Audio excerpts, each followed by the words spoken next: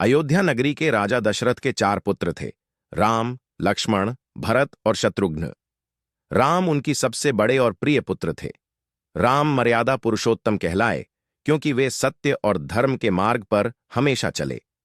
राम का विवाह जनकपुरी के राजा जनक की पुत्री सीता से हुआ।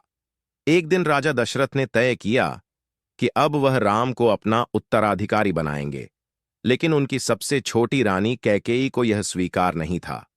उन्होंने अपनी 2 वरदानों का स्मरण कराते हुए दशरथ से राम को 14 वर्षों के लिए वनवास भेजने और अपने पुत्र भरत को राजा बनाने का आदेश दिया।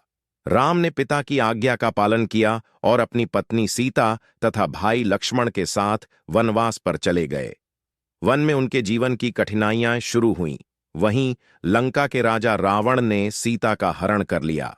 सीता को बचाने के लिए राम ने वानर सेना का सहारा लिया।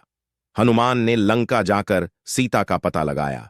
उन्होंने राम का संदेश सीता तक पहुंचाया और लंका में आग लगा दी।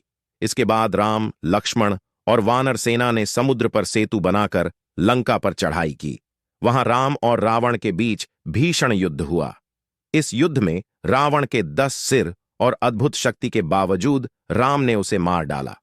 सीता को मुक्त कराकर राम अयोध्या लौटे। उनके लौटने पर अयोध्या में दीप जलाकर उनका स्वागत किया गया। तभी से दीपावली का त्योहार मनाने की परंपरा शुरू हुई।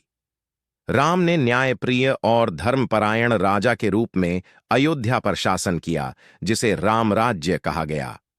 राम का जीवन हमें सत्य, धर्म और कर्तव्य पालन की सीख देता है। इस तरह रामायण न केवल एक महाकाव्य है, बल्कि